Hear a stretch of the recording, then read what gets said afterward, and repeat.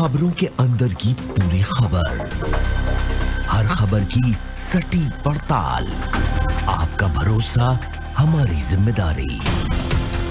सच, साहस और सरोकार, यही है हमारी पहचान।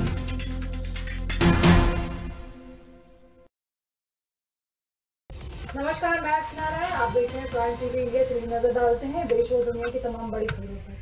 केंद्रीय मंत्री स्मृति ईरानी ने कहा कि दिल्ली पुलिस की जांच के बाद एक शिक्षण संस्थान के परिसर में हुई हिंसा के गुनाहगारों को सजा होगी। उनका इशारा जवाहरलाल नेहरू यूनिवर्सिटी की ओर था। उन्होंने कहा कि विपक्षी दल उन गैर राजनीतिक विद्यार्थियों की बात नहीं कर रहा है जो पढ़ाई करना चाहते हैं। उन्होंने कहा कि जांच के बाद इंसाफ होगा। ईरानी सीए पर एक जनसभा में हिस्सा लेने आई थी। जेएनयू में 5 जनवरी को हुई हिंसा के बारे में संवाददाताओं द्वारा पूछे जाने पर ईरानी ने कहा कि किसी भी शिक्षण संस्थान में जो कोई भी सर्वर तोड़ता है या बाधा खड़ी करता है, उसे समझना चाहिए कि वह भारतीय करदाताओं के पैसे से चलता है और इसे उनके हितों को नुकसान पहुंचता है। केंद्र सरकार ने गांधी परिवार की एनएसजी सुरक्षा हटाने और वीआईपी सुरक्षा व्यापक कटौती लागू करने के बाद अब एनएसजी कमांडो को इस काम से पूरी तरह मुक्त करने का फैसला किया है। आधिकारिक सूत्रों ने यह जानकारी दी है कि करीब 2 दशक बाद ऐसा होगा कि आतंकवादी निरोधी विशिष्ट बल के ब्लैक कैट कमांडो को वीआईपी सुरक्षा ड्यूटी से हटाया जाएगा। बता दें कि इस बल का 1984 में गठन हुआ था। उस वक्त इसके मूल कामों में वीआईपी सुरक्षा शामिल नहीं थी। ये बल Z+ श्रेणी की सुरक्षा प्राप्त 23 उच्च जोखिम वाली वीआईपी को सुरक्षा देता है। इस सुरक्षा के घेरे में अत्याधुनिक हथियारों से लैस करीब 2 दर्जन कमांडो हर वीआईपी के साथ होते हैं। बिहार में जनता दल यूनाइटेड के नेता प्रशांत किशोर के ट्वीट के बाद कि नीतीश कुमार न नागरिक कानून और न एनआरपी एनआरसी लागू करेंगे, सत्तारूढ़ी एनएडी के घटक दलों में खलबली मची है। अधिकांश नेताओं का कहना है कि प्रशांत किशोर कुछ ज्यादा बढ़ चढ़ कर ही नीतीश कुमार से संबंधित दावा कर रहे हैं। इसका एक उदाहरण रविवार को ही एक बार फिर देखने को मिल गया जब पार्टी के एक कार्यक्रम में राज्यसभा में संसदीय दल के नेता आरपी सिंह ने फिर कहा कि नए नागरिकता कानून और एनआरसी पर कुछ लोग भ्रम फैलाने की कोशिश कर रहे हैं। जब तक नीतीश कुमार है, किसी के साथ कोई भेदभाव नहीं किया जाएगा। पश्चिम बंगाल भाजपा के अध्यक्ष दिलीप घोष ने कहा कि राज्य में सार्वजनिक संपत्ति को नुकसान पहुंचाने वाले को हम गोली मार देंगे। उन्होंने कहा कि उत्तर प्रदेश सरकार ने ऐसे लोगों को न केवल हिरासत में लिया था बल्कि उन पर लाठीचार्ज किया और गोली भी बरसाई थी।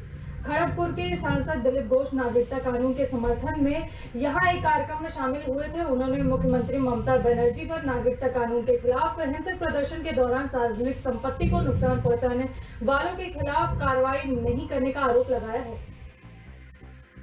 मध्य प्रदेश के जबलपुर में केंद्रीय गृह मंत्री और भाजपा के राष्ट्रीय अध्यक्ष अमित शाह ने नागरिकता संशोधन अधिनियम के समर्थन में एक जनसभा को संबोधित किया। इस दौरान उन्होंने पश्चिम बंगाल की मुख्यमंत्री ममता बनर्जी और कांग्रेस के पूर्व अध्यक्ष राहुल गांधी पर जमकर निशाना साधा।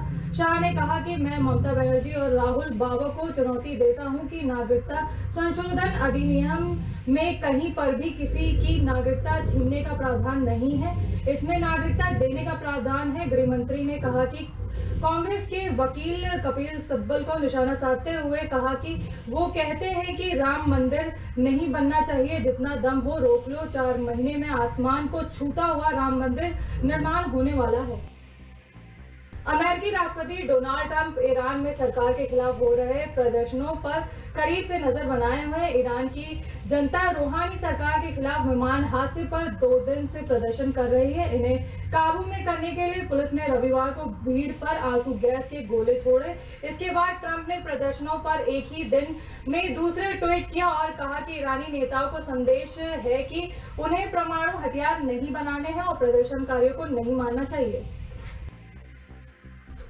पाकिस्तान की राजधानी इस्लामाबाद में मंदिर बनवाने की मांग एक बार फिर से तेज हो गई है। कुछ हिंदू समुदाय इसके लिए प्रधानमंत्री इमरान खान की मदद की गुजारिश कर रहे हैं। इस्लामाबाद हिंदू पंचायत के अध्यक्ष महेश कुमार ने कहा कि हिंदू समुदाय अपने धार्मिक अनुष्ठानों के लिए संघीय राजनीति में एक मंदिर बनवाना चाहते हैं। इसके लिए इस्लामाबाद में अधिकारियों से भी सहयोग की अपील की गई है। इस्लामाबाद हिंदू पंचायत के अध्यक्ष महेश कुमार ने हिंदू समुदायों की तरफ से पीएम इमरान खान से अपील की है कि वो मंदिर बनवाने में मदद करें।